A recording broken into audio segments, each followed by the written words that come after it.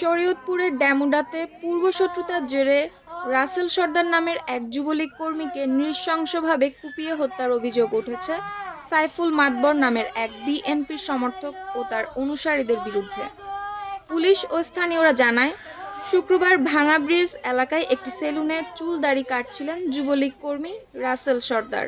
এ সময় পেছন থেকে স্থানীয় বিএনপি কর্মী সাইফুল মাতবর ও তার লোকজন তার উপর দেশীয় অস্ত্র নিয়ে অতর্কিত হামলা চালায়। হামলাকারীরা তাকে কুপিয়ে গুরুতর আহত করে ফেলে রেখে পালিয়ে যায়।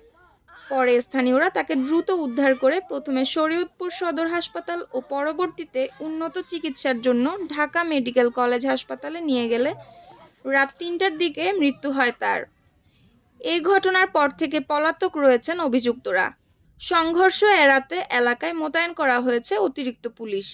ঘটনার সুষ্ঠু বিচার চেয়েছেন স্বজনেরা।